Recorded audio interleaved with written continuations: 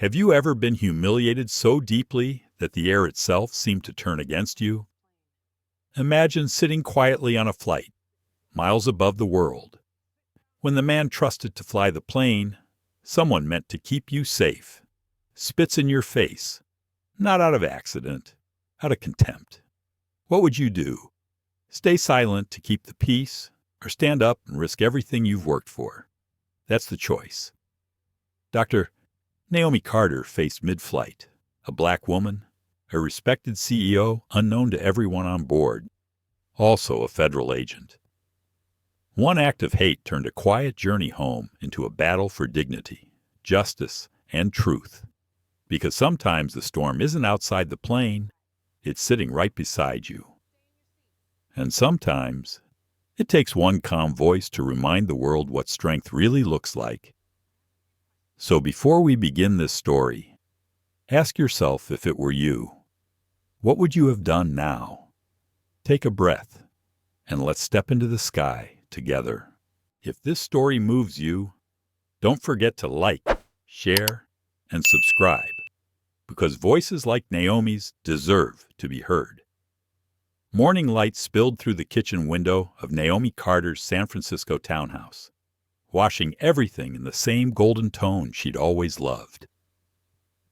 She stood barefoot by the counter, stirring coffee slowly, her mind half in the day ahead and half lost in memory. On the table lay two phones, one personal, one encrypted. Next to them, a small leather journal, half open, revealing a line written in tidy handwriting. Power without empathy is just another form of violence. Naomi smiled faintly at her own note. It was something her mother used to say when she was a child. Elena Carter had been a public school teacher for 35 years in Chicago, raising Naomi alone after her husband died in an accident.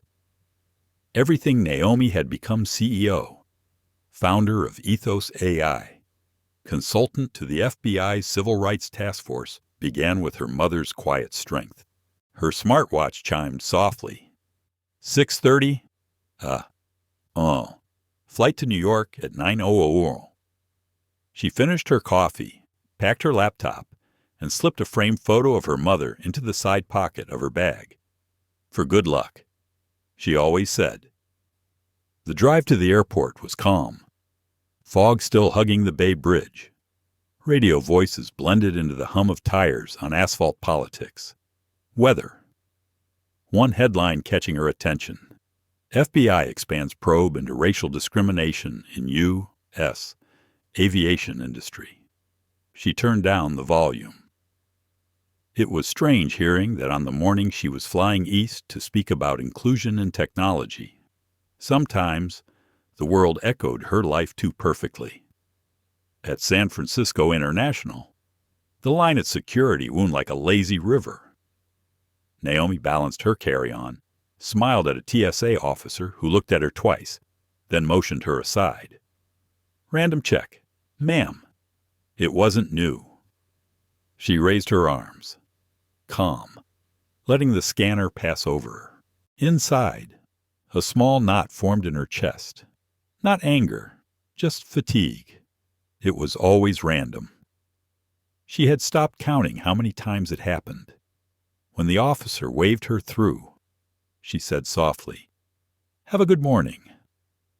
The woman nodded without meeting her eyes. Naomi exhaled, collected her things, and walked toward her gate. Gate A9 smelled of coffee and jet fuel.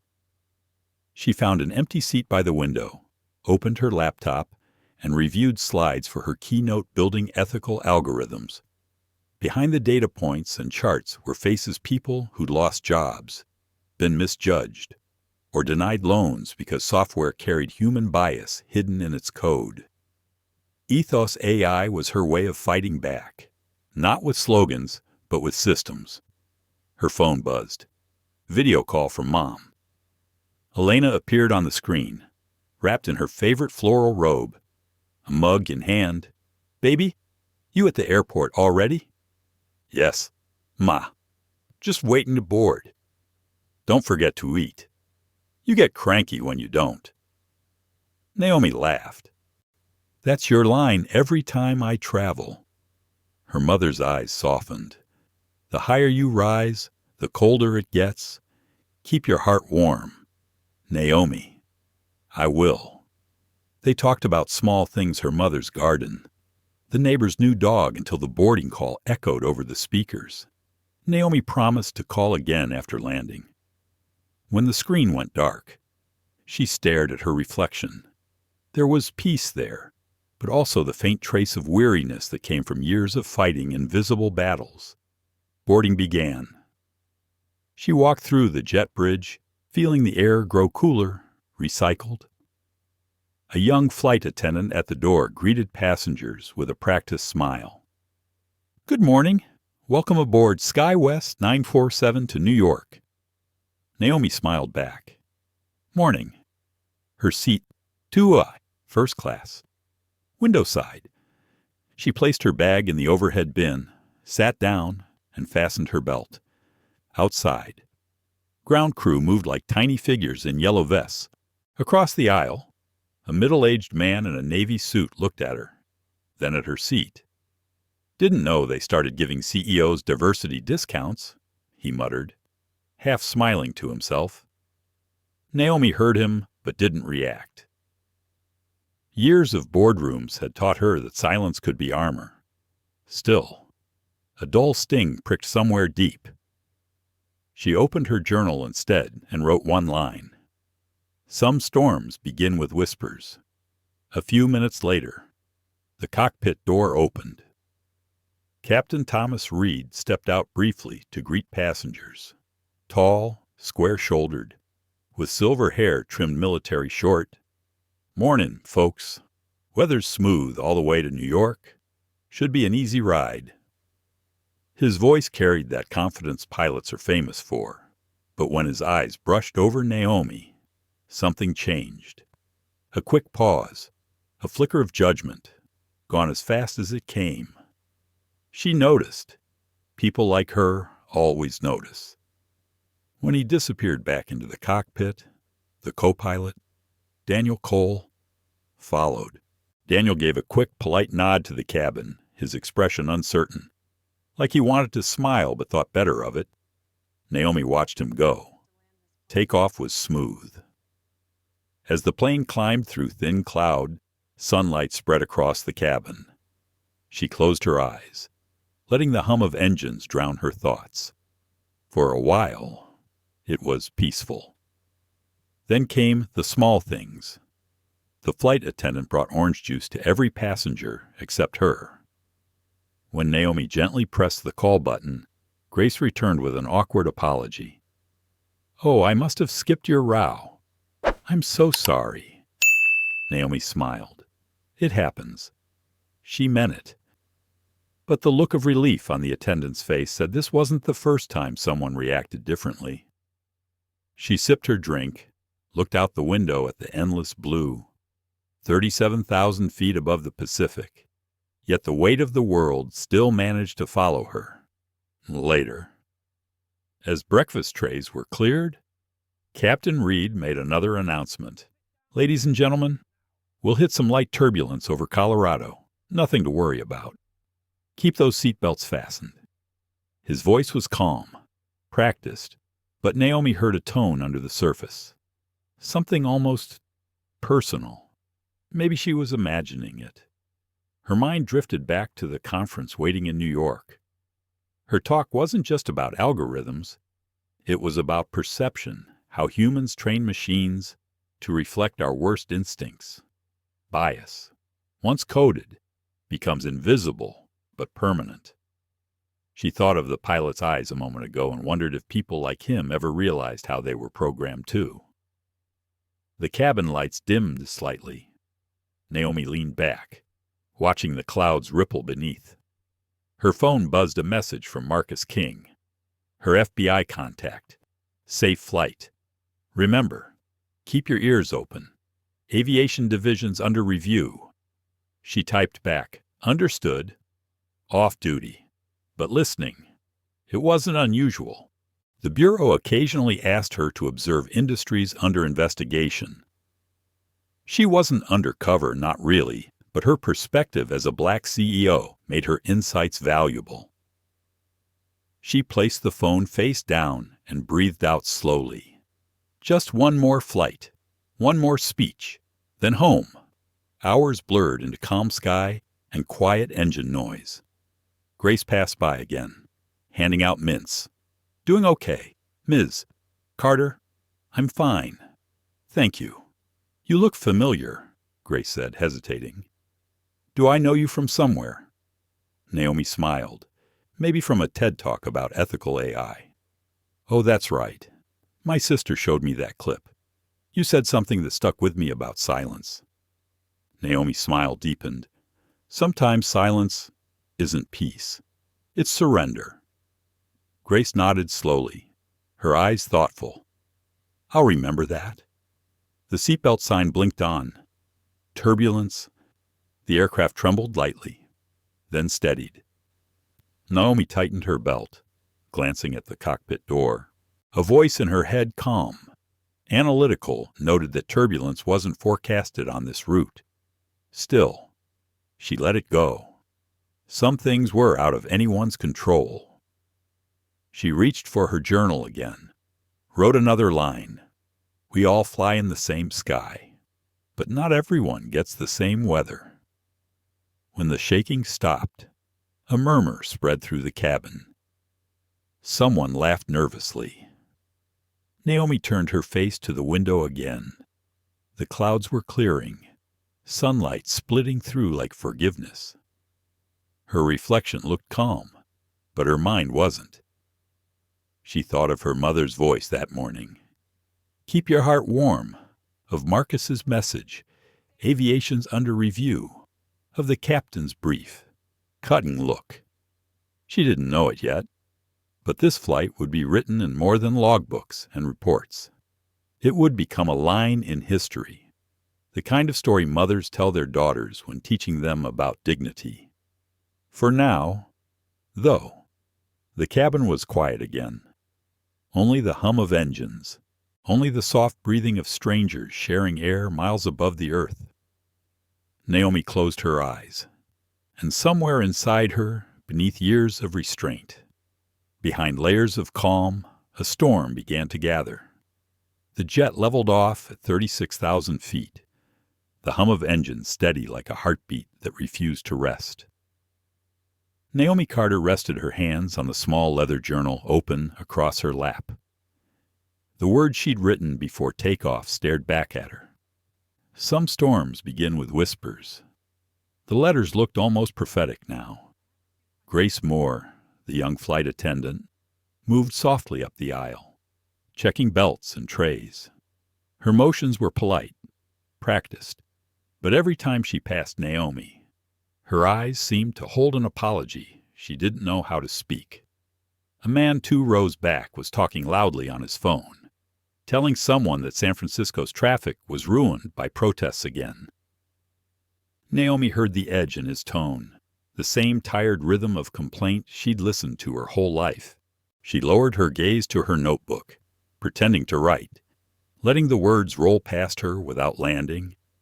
She wasn't fragile. She just understood how small things piled up until they built walls inside you. Outside the window, the Pacific shimmered like steel, clouds drifting in long white lines. For a moment, she let herself imagine the calm would last. Captain Thomas Reed's voice came over the speaker. "Folks, looks like a smooth path all the way across Nevada. Sit back and enjoy the ride." The passengers murmured approval. Naomi caught the reflection of his voice in the metal around her, strong, sure, but somehow cold. She had met hundreds of men like him in boardrooms and conferences, polite enough on the surface, dismissive underneath. Her seatmate, a woman in her 50s with pearls and a magazine about golf resorts, turned to her. "Excuse me, dear, are you with the government? You look terribly official." Naomi smiled. "No, ma'am. I run a company in San Francisco." "Oh, how lovely. Tech. Yes, artificial intelligence." The woman's smile froze a little. That's fascinating. My son says those people are taking over everything. Naomi's tone stayed kind. Only the boring parts. I promise. The woman laughed politely, but shifted back toward her magazine. Naomi returned to her screen, heart steady, face composed. She had learned the art of answering without explaining, of smiling without surrendering. 10 minutes later, Grace brought out drinks again. When she reached Naomi's row, she hesitated. Would you like sparkling water or orange juice? Water's fine. Grace poured carefully, set the glass down, and whispered, I saw what that man said earlier. You handled it well. Naomi looked up. Thank you. It's not new. Grace's expression softened. It shouldn't have to be. She walked away before Naomi could answer. The kindness was small, but it landed like sunlight after shadow. The seatbelt sign flickered on again as light turbulence rippled through the plane. Naomi closed her laptop and looked out. The sky beyond the window was deep blue, endless. She thought of her mother's garden, the smell of soil after rain. She thought of Marcus King's text that morning. Keep your ears open. 2 rows ahead. Captain Reed stepped out of the cockpit. It wasn't standard during mild turbulence, but no one else seemed to notice. He stretched his shoulders, spoke to a man near the galley, then glanced toward first class. His gaze brushed over Naomi like a draft of cold air. She looked away, pretending to read. He lingered by the curtains separating cabins, chatting with passengers, laughing about how regulations keep good men grounded. Daniel Cole, the co-pilot, remained in the doorway behind him, his face unreadable. Naomi caught snippets of Reed's words. Used to be simple skill, decided who flew. Now it's quotas, diversity training. All this nonsense. The man he spoke to chuckled in agreement. Tell me about it. Grace appeared near them, posture tightening. Captain, seatbelt signs on. Reed waved her off. It's light. Grace, I'm just stretching my legs. When his eyes met Naomi's again, they didn't move away. A fraction longer than polite. Something in that look said, I see you, and I don't like what I see. She kept her expression still. Years of discrimination had taught her the difference between reaction and response. Reaction cost energy. Response built strategy. Inside, though, she felt the familiar pressure like someone pressing a thumb on her dignity just to see if she'd flinch. The captain finally turned back toward the cockpit. Grace followed him, jaw tight. Naomi noticed Daniel whisper something as Reed passed. The door shut, locking the tension away with him. The hum of engines resumed its rhythm. Naomi breathed slowly, tracing her finger along the notebook's edge. A thought crossed her mind. Maybe this is what Marcus meant. Maybe this is what I'm supposed to see. She didn't write it down. She just let the idea settle. The hours unfolded quietly after that. Lunch service came and went. Passengers drifted into sleep. A movie flickered on small screens, all color and noise. Naomi couldn't focus on it. Her mind kept replaying Reed's tone, the easy way prejudice disguised itself as nostalgia. She thought about every boardroom she'd entered where her ideas were echoed louder once a man repeated them, about every article that called her articulate, as if surprise were a compliment. The plane felt like a metaphor high above the world, surrounded by clouds, yet carrying the same gravity. A soft ding sounded. Grace's voice replaced the captain's.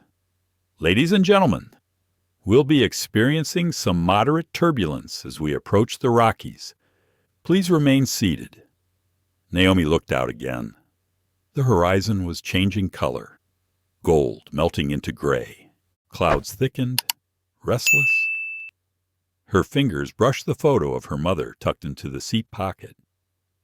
"Keep your heart warm," she whispered. The cabin jolted sharply. Gas filled the air.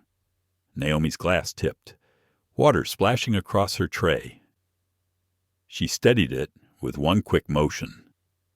A child began to cry from coach. Grace hurried down the aisle to reassure passengers. Naomi watched her move professional, calm, but the tension hadn't left her shoulders. The turbulence eased after a few minutes. Laughter rippled as relief returned. Reed's voice came on again, smoother now. "Told you folks. Nothing serious. Happens every day." Naomi listened carefully. The sound carried a hint of self-satisfaction, like a man proving he was always in control. She reclined slightly, eyes half closed, beneath calm breathing. Her thoughts tangled her company's upcoming partnership, her mother's health, the odd sense that this flight was a test she hadn't studied for. Then came the sound footsteps again. Reed stepped out once more, this time slower, scanning the cabin like an officer inspecting troops. Grace looked up, startled. "Captain, should you—" "It's fine," he interrupted.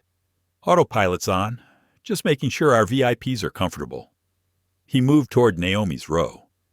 Passengers quieted. The man had presence, broad frame, clipped authority. Naomi sat upright, hands resting lightly on the armrest. Reed stopped beside her seat. "Everything all right here?" "Ma'am." His tone was polite enough for an audience, but edged with something sharper. Naomi met his gaze. "Everything's fine. Captain." He tilted his head. "I noticed earlier you had a little issue at security. Random check." "Right." She blinked. "Yes." He smiled thinly. "They like to be thorough these days. You'd be amazed how many people try to bend the rules." Her voice stayed level. "I'm sure the system works best when everyone's treated equally." His eyes narrowed, the smile fading. "Of course." Grace appeared again, sensing the shift. "Captain, seatbelt signs back on. Maybe I'll be a minute," he said without looking at her. Naomi could feel the cabin's attention tighten. No one spoke, but curiosity hummed like static.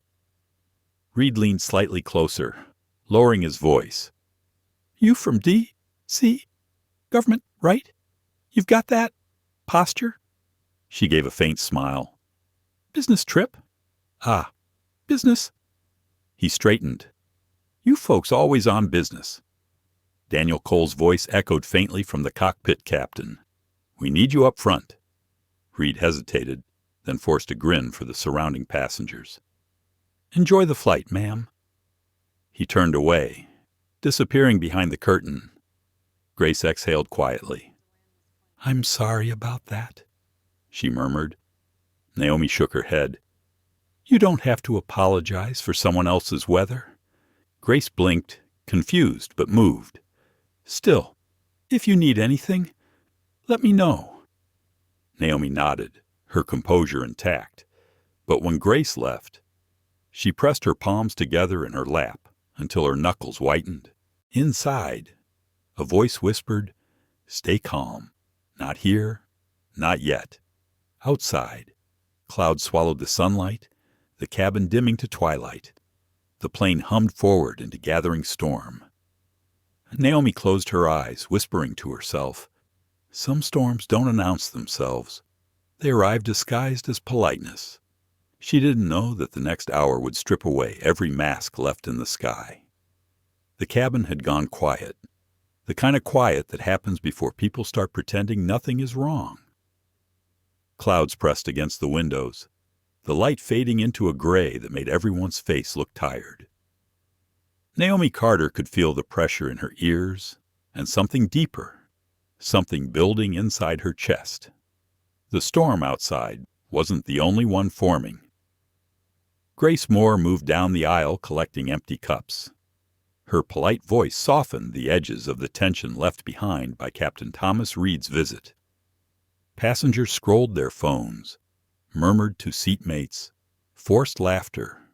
It all felt thin, fragile. Naomi looked at the clock glowing above the aisle. 2 hours to New York.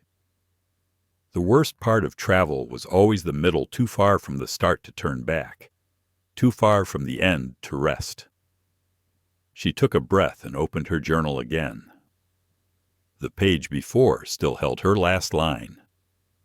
She added another beneath it. Dignity is quiet until someone mistakes it for weakness. In the cockpit. The door cracked open for a moment. She saw Reed's shadow move past the curtain, heard his low voice. Something about autopilot and that woman in 2A. She pretended not to notice, but her mind sharpened, senses alert. Grace passed again, whispering softly. Turbulence ahead. Keep your belt on. The plane shuddered. Overhead bins rattled. The captain's voice filled the intercom, a note of irritation under his calm. Ladies and gentlemen, buckle up. Should be a little rough patch. Naomi steadied her cup of water and waited. The hum of engines deepened as they climbed higher to escape the chop. For a moment it worked. Then the motion returned. Harder. Uneven. Her seat shook. A laptop slid off someone's tray. A child cried out behind her. Grace hurried back to help. But before she could speak, Reed's voice cut through again, loud, sharp. Folks, stay seated. I don't want anyone causing a scene. It was the tone more than the words. Something in it set her teeth on edge. She glanced toward the front. The cockpit door opened again. Reed stepped out. His walk wasn't calm this time. It was charged, defensive. Grace froze. Captain. He ignored her. He came down the aisle with the steady rhythm of a man who thought the floor belonged to him. Everything all right back here, he asked, too loudly. No one answered. Naomi kept her gaze on the window. He stopped by her row again. You seem tense, ma'am. I'm fine. Her voice was steady, neutral. He looked at her tray, at the open notebook. Writing a complaint already. She met his eyes. Just notes. Notes? He gave a small laugh that didn't reach his eyes. Of course. The woman across the aisle looked up from her magazine, uncertain. Naomi could feel the weight of everyone watching now, pretending not to. Reed leaned closer, lowering his voice so that only she could hear. You people always have notes. Naomi blinked once, slowly. Excuse me. You heard me? His smile didn't move, always documenting, always looking for a fight. Can't just take a flight like normal folks. Her pulse quickened, but she kept her face calm. Captain, you should return to the cockpit. Should I? He tilted his head. You think you can tell me how to do my job? Grace stepped closer, voice shaking slightly. Captain, please, the seatbelt sign's on. You need to be up front. He turned on her. Grace, go make sure the passengers are calm. I'll handle this. The co-pilot's voice crackled faintly from the speaker. Captain Reed, we need you in the cockpit. Reed didn't move. We're fine here, he said into the air, as if the voice were wind. Naomi could feel something sour creeping through the air like smoke. She looked around. The other passengers were pretending to read, to sleep, to look away. She saw herself reflected in the window, composed, unblinking. Reed leaned closer again. So what's your story? Ms. Carter. Got a company credit card paying for this or one of those government diversity programs? The words landed like slaps, small but deliberate. Grace flinched. Naomi felt her jaw tighten. Captain, she said softly, please step back. He laughed under his breath. Didn't mean to offend. You people are just He didn't finish. Maybe he ran out of words. Maybe he just wanted to see how far he could go. The next second happened too fast. He moved. A sudden small gesture, spite more than rage and spit, hit her cheek. The cabin gasped. Someone dropped a phone. Grace made a sound, half a cry. The world slowed. Naomi froze. She could feel the warmth of it sliding down her face, the humiliation burning hot before it cooled into something harder. Her mind went utterly silent. Only her heartbeat remained, slow and measured. She reached for a napkin, wiped her cheek, folded it carefully on the tray. Reed straightened, realizing too late what he'd done. The silence stretched like a wire about to snap. Naomi's voice, when it came, was soft. "You just assaulted a federal agent. Captain." He blinked. "What?" She reached into her bag, pulled out her wallet, and held up a small badge. The gold glinted under the cabin lights. The engraved letters were clear Federal Bureau of Investigation. Gas rippled through the rows. The man with the phone lifted it higher, recording now without shame. Grace stepped back, hands over her mouth. Reed's face drained of color. "That's not, you can't." Naomi stood slowly, calm as if gravity had changed for everyone but her. "Sit down. Captain Reed, you're no longer in control of this aircraft." He looked toward the cockpit. "Daniel," he shouted, "lock the door." The co-pilot's voice came faint over the intercom. "Captain, what's going on?" "Lock it," Reed barked. Naomi raised her voice, clear and authoritative. "First Officer Cole, this is Agent Naomi Carter, Civil Rights Task Force, badge number 6172. Do not lock that door. This man has committed an act of assault mid-flight." The passengers were whispering now, a dozen phones filming. Grace took a step closer to Naomi, trembling. "Agent Carter, what do we do?" "Follow protocol," Naomi said evenly. "Secure the cabin. No one interferes." Reed's hands shook, but his voice hardened. "You think you can threaten me with that badge? You're just another enough." Naomi's voice cut through like glass. "Sit down." For a heartbeat he didn't move. Then, seeing Daniel appear in the cockpit doorway, pale and hesitant, Reed's shoulders sagged. He turned back, muttering under his breath, "This is insane." Naomi remained standing until he sat in the empty jump seat near the galley. She took out her phone and sent a message through the encrypted app to Marcus King. "Incident in air. Pilot. Bias-based assault. Request immediate response on landing." Grace was crying quietly. Naomi put a hand on her shoulder. "You did nothing wrong. Stay calm." The air in the cabin had changed. It hummed with disbelief and adrenaline. The child and coach had stopped crying. "Somewhere," a passenger whispered. "She's FBI." Naomi sat again, breathing evenly. Her heart pounded, but her voice when she spoke to the passengers was measured. Everyone remained seated. "We'll be landing soon."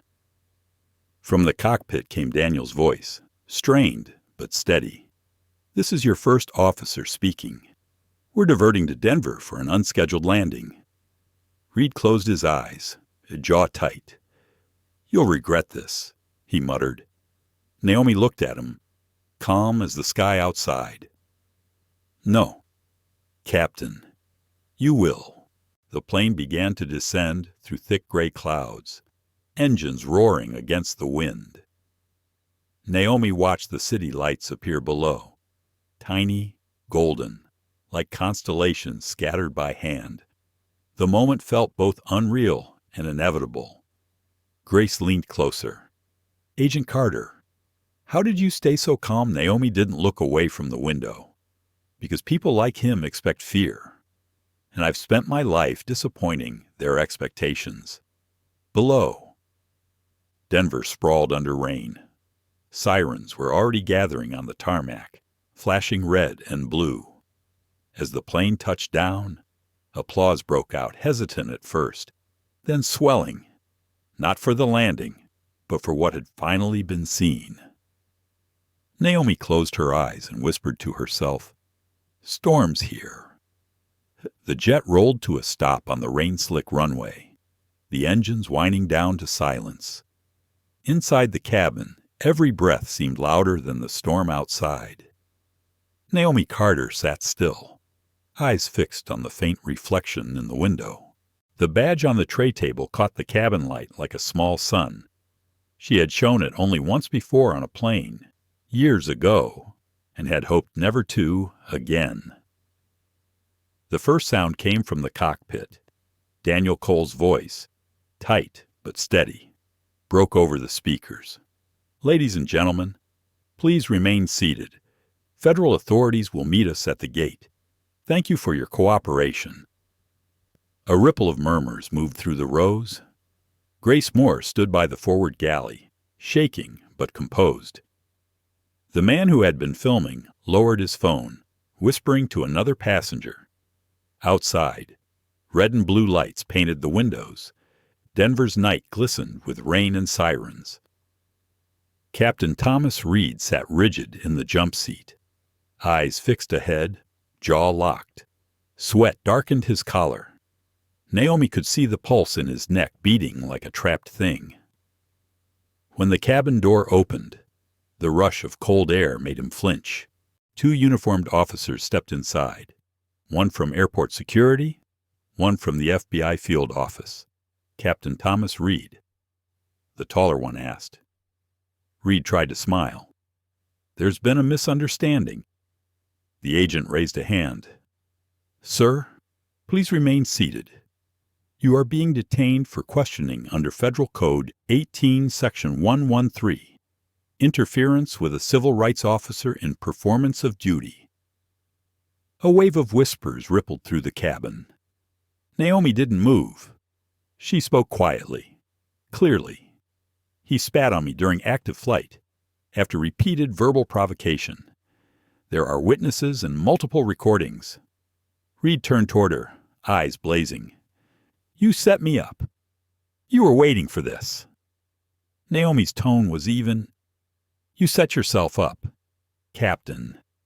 I just stopped pretending not to notice." The agents cuffed him without resistance. Grace stepped aside, tears streaking down her cheeks. Passengers watched as Reed was led out into the rain. A once confident man shrinking beneath the flash of cameras waiting beyond the jetway. For a long moment, no one spoke. Then someone in coach clapped. It started soft, then grew. The applause filled the cabin, awkward and unsure, but real. Naomi didn't join it. She simply closed her badge, slid it back into her pocket, and exhaled. Grace came to her side. "Agent Carter, the FBI team wants to debrief you right away." Naomi nodded. Her voice was calm, but her hands trembled when she reached for her bag. "Thank you, Grace. You handled yourself with grace tonight, no pun intended." The young woman gave a small, shaky laugh. "I just followed you." "Then you followed courage," Naomi said softly. The agents escorted her down the aisle. Phones rose again, catching every angle. Someone whispered, "She's the one from the video." Another said, "That man deserved it." Naomi kept her gaze straight ahead, stepping onto the jet bridge where the smell of wet metal and fuel hit her like memory. Outside, Marcus King waited beside a black SUV, coat collar turned up against the rain. When he saw her, his expression softened. "You all right?" "Naomi?" "I'm fine," she said, though she wasn't sure what fine meant anymore. News is already everywhere. Half the country's seen the footage. The Bureau's communications team is scrambling to respond. She sighed. "I didn't want attention. I wanted accountability." "You'll get both," he said grimly. Come on. We'll take you to the field office. In the SUV. Wipers beat a slow rhythm against the windshield. Naomi stared out at the airport lights streaking by. Marcus watched her for a moment, then spoke quietly. "You did the right thing. Right doesn't always feel good," she murmured. He nodded. "No, but it lasts longer." At the Denver field office, she gave her statement. Every detail, words, gestures, tone was recorded. The agents treated her with respect, but their questions were sharp. Was there provocation? Did she identify herself before the altercation? Did she fear for her safety? She answered each without hesitation. Truth didn't need rehearsal.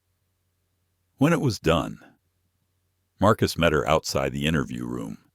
They're grounding him pending investigation. There'll be a federal case. The airline's already in damage control. Naomi leaned against the wall. I can almost hear the headlines. CEO moonlighting as FBI agent sparks controversy at 30,000 feet. They'll call it dramatic. They'll call it necessary, Marcus said. Don't underestimate what this will start. She looked down at her hands. I didn't want to start anything. I just wanted to fly home. He smiled sadly. History never asked permission. By dawn, the video had gone viral. Every major network replayed the moment she stood, badge gleaming under cabin light. Commentators debated professionalism, race, authority. Some called her a hero. Others accused her of entrapment. The truth was simpler. One woman refused to be small. Later that morning, Naomi sat in a quiet office overlooking the city. Rain had stopped. The sky was pale blue, the kind of fragile peace that follows chaos. Grace had flown home after giving her statement. Daniel Cole, the co-pilot, sent an email, "I'm resigning. I should have spoken sooner." Naomi stared at the message for a long time before replying. Speaking now still matters. Her phone buzzed again, unknown number. When she answered, a reporter's voice flooded through. "Agent Carter, this is CNN. Can you confirm you're the woman from Flight 917? She hung up without a word. An hour later, Marcus returned. "They've cleared you to travel back east." "You sure you're up for it? I've testified in harder rooms," she said. He hesitated. "There'll be noise. You can't control the narrative." Naomi gave a tired smile. "Then I'll let the truth speak for itself." That evening, she boarded a smaller jet bound for Washington. The cabin lights glowed warm against the dark sky. For the first time in hours, she allowed herself to close her eyes. The hum of the engine soothed her nerves. Halfway through the flight, she opened her notebook and wrote slowly, "Power isn't what you show when you win. It's what you hold when you're tested." She set the pen down and looked out at the stars. Somewhere below, cameras replayed her calm face and steady voice. People were arguing about her, praising her, condemning her. None of them knew what it felt like in that frozen moment between insult and response, the thin edge where restraint became strength. When the plane landed in D.C., the air smelled of wet earth and jet fuel. Reporters waited behind barriers, their questions sharp as flashes. She walked past them without speaking, coat pulled close, eyes forward. Inside the terminal, Marcus waited again, holding out a coffee. "You made it," he said. "Barely," she replied. He studied her face. "They'll want interviews, statements. Take your time."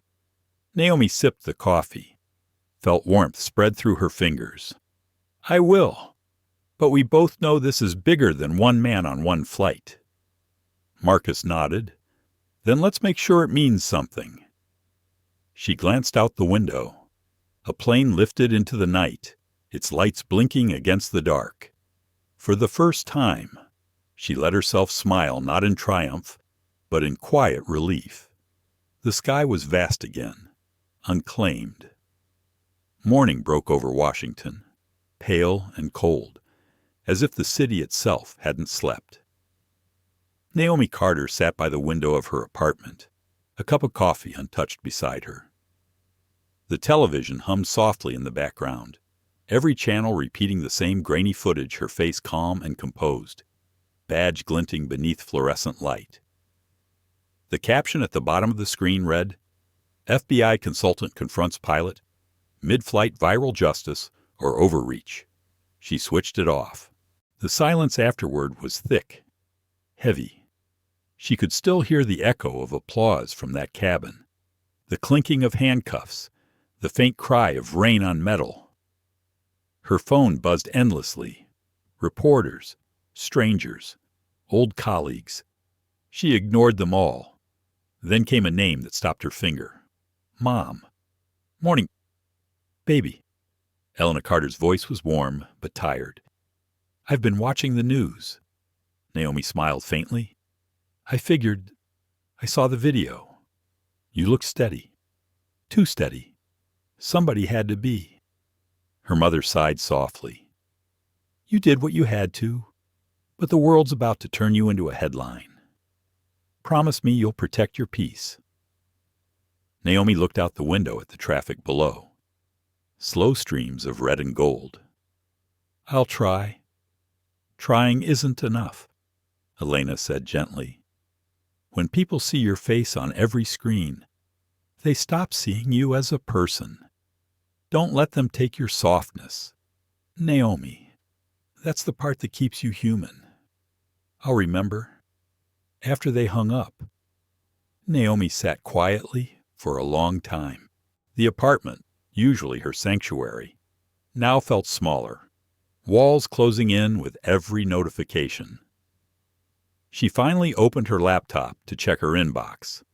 Hundreds of messages filled the screen, supporters, critics, opportunists, and one email marked confidential from Marcus King. Subject urgent, Civil Rights Division meeting at 11 a.m. She closed the lid, took a deep breath, and got dressed. At the FBI headquarters, cameras waited outside the entrance. Flashbulbs popped like tiny explosions. A reporter shouted, Agent Carter, are you pressing charges? Another called out, Did you provoke the pilot? She kept walking, her heels striking the pavement with precise rhythm. Inside, the familiar hum of security scanners and low conversations steadied her pulse. Marcus was waiting in the hallway. You okay? I've been worse. Good, because it's already a wildfire. The Bureau's getting calls from Congress, civil rights groups, the airline's lawyers. Everyone wants a piece of this.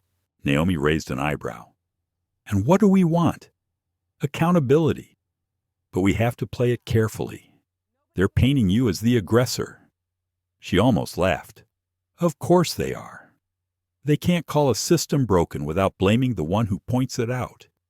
In the conference room, screens displayed social media feeds, headlines, and clips. Darth's justice. In the skies was trending worldwide. Some comments praised her courage. Others accused her of weaponizing her badge. The swirl of public opinion felt like weather, unpredictable, uncontrollable. Marcus gestured toward the screen. The airline released a statement. Listen to this. We deeply regret the incident aboard Flight 9U1.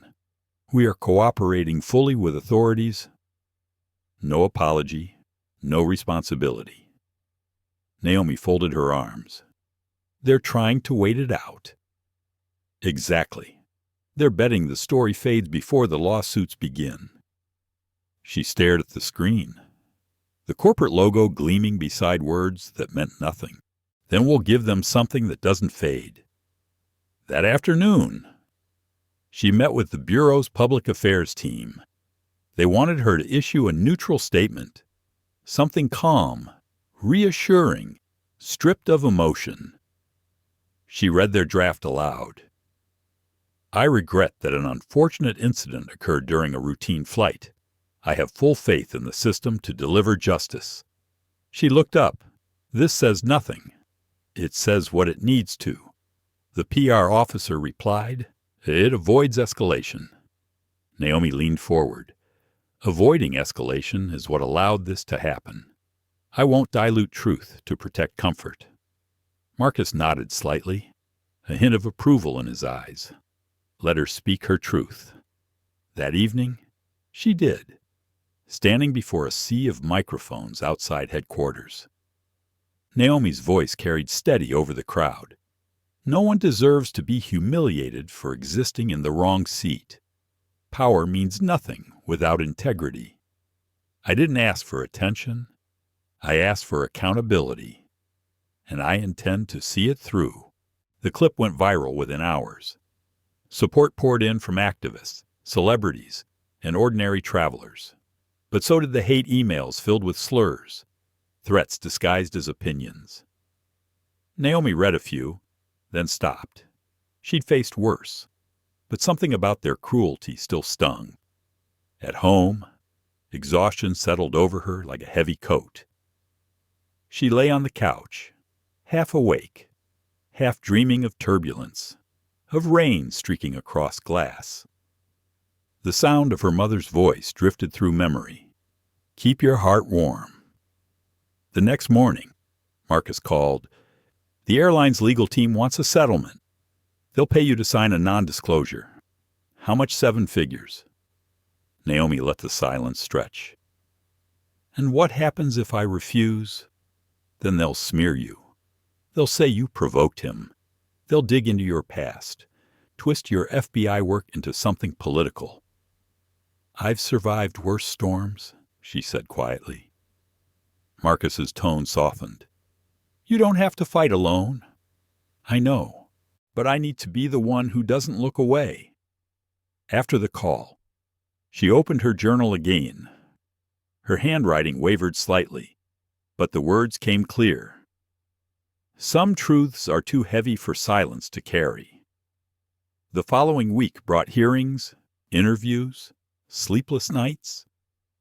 The airline's CEO released a televised apology, but his eyes didn't match his words. Meanwhile, footage surfaced of Captain Reed at a private event years earlier, mocking diversity training. The clip reignited outrage, forcing the airline to suspend several executives. Grace Moore testified publicly, voice trembling but strong. Agent Carter didn't threaten anyone. She stayed calm when the rest of us froze. She reminded me what dignity looks like. Daniel Cole, the co-pilot, came forward next. I heard the captain's comments before takeoff. I should have reported them. I didn't. I'm sorry. Each testimony added weight, not of vengeance, but of truth. Naomi watched it unfold quietly, knowing the world was watching her too. But there was another battle inside her between pride and fatigue, between justice and peace. Some nights she wanted to disappear, to be just Naomi again, not a symbol, not a headline. Yet every morning, the same thought returned. If I step back, someone else will step into this silence and they'll be alone. One evening, Marcus found her in the nearly empty office. Lights dimmed. "You're running yourself dry," he said. She smiled faintly. "There's work left to do." He leaned against the doorway. "You know, when I first joined the Bureau, I thought justice was about punishment. Then I met people like you. Now I think it's about persistence." Naomi closed her notebook. "Justice is a relay.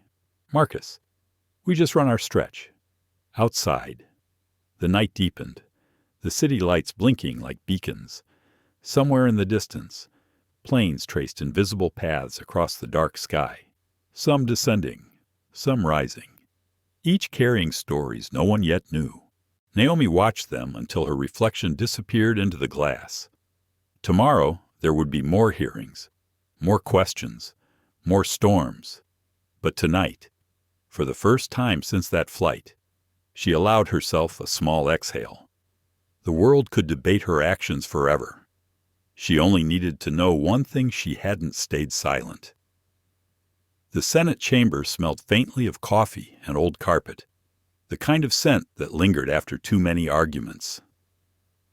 Naomi Carter sat beneath the soft glare of cameras, facing a semicircle of lawmakers who had already decided what story they wanted her to tell. The hearing had been called an inquiry into misconduct and public accountability, but she knew the subtext. They want to see if you'll break. Reporters lined the back wall, their pens poised like bayonets. Her attorney whispered, "Answer directly. No anger. No defense. Just truth." Naomi nodded. She was tired, but it was the kind of exhaustion that sharpens rather than dulls. Marcus King sat a few rows behind her, a silent pillar in a sea of suits. The chairwoman, Senator Graham, cleared her throat. "Dr. Carter, thank you for being here. We understand you were both a passenger and a federal consultant during the incident aboard Flight 9117. Yes, ma'am. Can you confirm you were undercover at the time I was traveling privately? Not on active assignment, but I am a federal consultant within the Bureau's Civil Rights Division." The senator leaned forward. "And yet you used your credentials during a civilian confrontation." Naomi's voice remained calm. "I identified myself after a federal offense occurred. Spitting on another person during flight is assault. Spitting on a federal officer compounds that crime. My role didn't escalate the situation, it defined it." A murmur rippled through the room. The senator pursed her lips. "Some would say you could have handled it more discreetly." Naomi met her gaze. "Some would also say I shouldn't have boarded that plane at all. Discretion has never protected the targets of bias. It's only protected those who benefit from silence." Even the cameras seemed to hold their breath.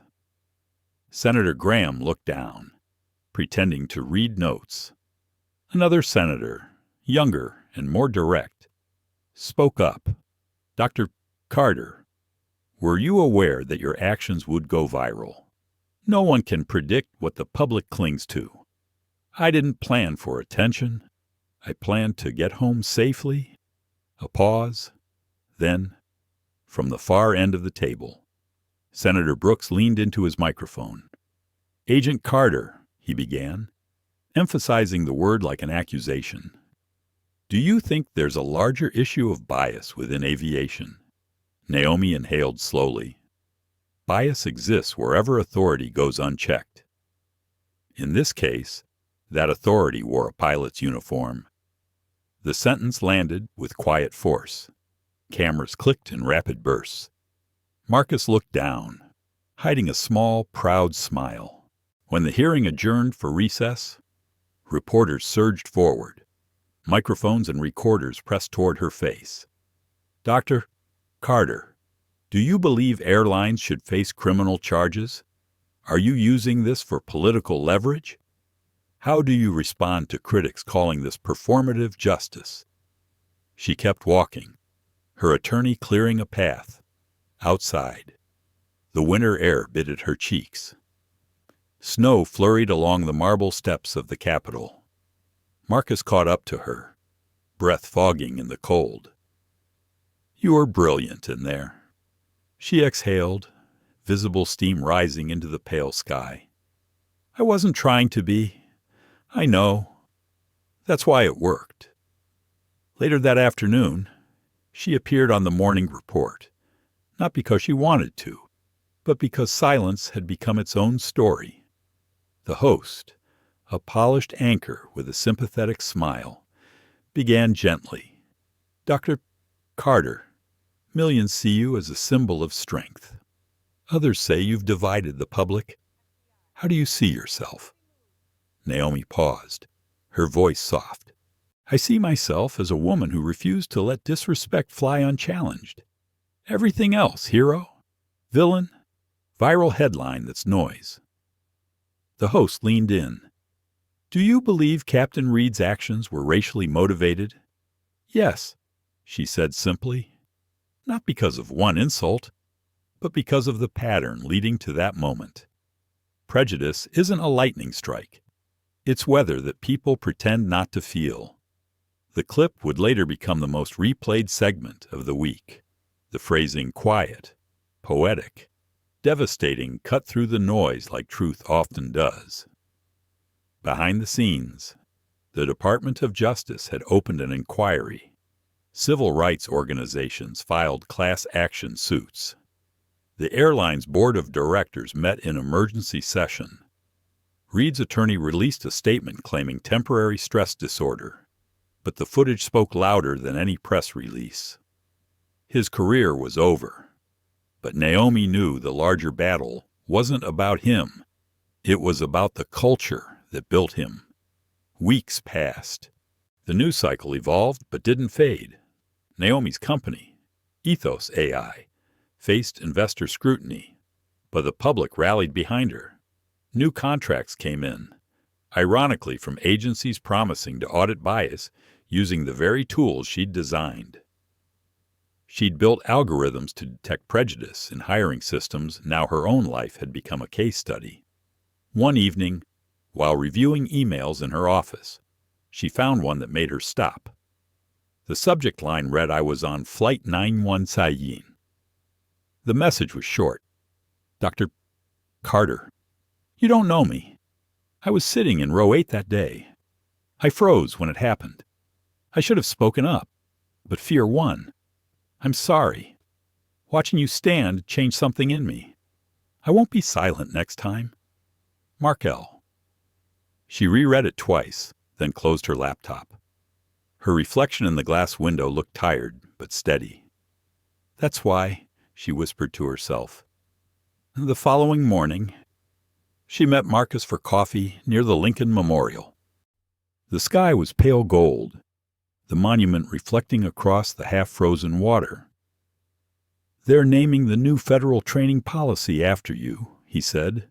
"The Carter Protocol." She frowned. "I didn't ask for that. No one ever does. But you set the standard. What does it include? Mandatory anti-bias training, psychological screening for pilots and crew, and a federal review system for in-flight discrimination." Naomi stirred her coffee slowly. "Good. But make sure it's not just words in a binder." Marcus smiled. "That's why you'll be on the oversight board." She laughed softly. "Of course I will."